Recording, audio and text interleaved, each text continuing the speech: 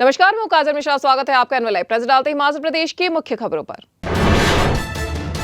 हिमाचल में भांग की खेती करने की है तैयारी, लेकिन औषधि और औद्योगिक उपयोग के लिए ही होगी खेती। भांग के पौधों को बायोमास और फाइबर के स्रोत के लिए भी किया जाएगा प्रयोग। प्रदेश सरकार भांग के औषधि उपयोग में देख रही है बेहतर संभावना। नशे के लिए भांग का उत्पादन रोकने के लिए भी की जाएगी पुख्ता व्यवस्था। हिमाचल में भांग की औषधि और औद्योगिक खेती से स्वरोजगार की नई संभावना के खुलेंगे द्वार। साथ ही प्रदेश सरकार को भांग की खेती से राज्य में बड़े निवेश की है संभावना।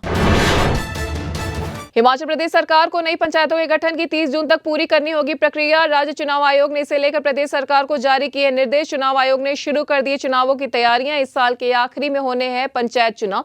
नई पंचायतों के गठन के बाद जुलाई माह में मतदाता सूचियों की शुरू होगी मैपिंग की प्रक्रिया। प्रदेश में कुल कितनी पंचायत में होंगे चुनाव, नई पंचायतों के गठन के बाद तय होगी इसकी संख्या।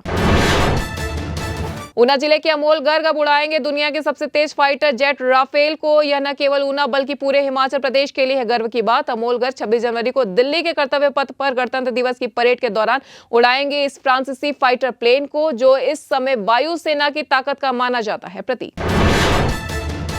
एचआरटीसी बसों में किराए का कैशलेस भुगतान करने वालों की 9 महीने में 3 गुना बढ़ गई है संख्या। प्रदेश में रोजाना 2500 लोग कैशलेस माध्यम से चुका रहे हैं किराया। इतना ही नहीं, एचआरटीसी के एनसीएमसी कार्ड से किराया चुकाने वालों की महज 4 महीनों में 10 गुना से अधिक हो गई है संख्या। एचआरटीसी ने 7 मार्च 2024 को बसों में किराए के भुगतान के लिए शुरू की थी कैशलेस सुविधा। हिमाचल में लोगों को दिन रात परिवहन सेवाएं प्रदान कर एचआरटीसी को अब रूट परमिट लेने के लिए नहीं होना होगा परेशान। वहीं निगम को अस्थायी रूप से नहीं लेने होंगे रूट परमिट, निगम को मिलेंगे स्थायी यानी परमानेंट रूट। निगम को अस्थायी रूट यानी टेम्परेरी रूट के लिए हर 4 माह में नहीं करना होगा आवेदन। इसके लिए सरकार ने state transport undertaking route permit draft scheme 2025 कर दी है अधिसूचित। हिमाचल में 10 से कम विद्यार्थी वाले 316 मिडिल स्कूल मर्ज करने की शुरू हो गई तैयारी। स्कूलों में पढ़ने वाले 2116 विद्यार्थियों को पढ़ाने के लिए 813 शिक्षक हैं नियुक्त। इस 2 स्कूलों से 2 से 7 किलोमीटर की दूरी वाले नजदीकी स्कूलों में किए जाएंगे मर्ज।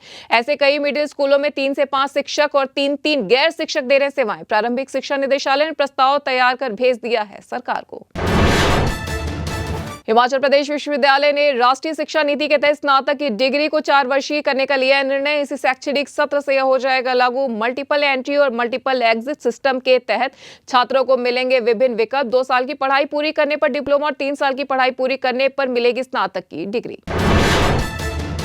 हिमाचल में बनी मधुमेह, माइग्रेन, हाई ब्लड प्रेशर, पेट की गैस, विटामिन D3 और संक्रमण समेत 38 दवाएं मानकों पर नहीं पाई गई हैं सही। सिर्फ सरकारी अस्पतालों में की जाती है माइग्रेन की दवा की सप्लाई।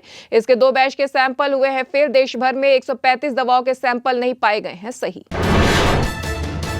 हिमाचल प्रदेश के साइबर क्राइम पुलिस ने 10,76,390 रुपए की ठगी मामले में आरोपित महिला ठग को किया गिरफ्तार। ठग टीना यादव दिल्ली से हुई गिरफ्तार। इसको भेजा गया है 3 दिन के पुलिस रिमांड पर। उसके विरुद्ध मई 2024 को धोखाधड़ी व आईटी अधिनियम के अंतर्गत दर्ज हुआ था मामला। इसी के साथ ही शशांक रस्तोगी को दिल्ली से जून 2024 में ही किया जा चुका है गिरफ्तार। हिमाचल प्रदेश में अगले 4 दिन तक बारिश बर्फबारी के नहीं आसार। 5 जिलों में शीतलहर का है येलो अलर्ट। 28 जनवरी तक प्रदेश में साफ रहेगा मौसम। 29 जनवरी को वेस्टर्न डिस्टर्बेंस दोबारा हो सकता है एक्टिव। इससे अगले 2 दिन बारिश बर्फबारी के बन रहे आसार। इसी बीच मौसम विभाग ने 5 जिलों में शीतलहर चलने का जारी किया है येलो अलर्ट। तो ये थी हिमाचल प्रदेश की अब तक की मुख्य खबरें। ऐसे तमाम खबरों से जुड़े रहने के लिए देखते रहिए एनएल लाइव।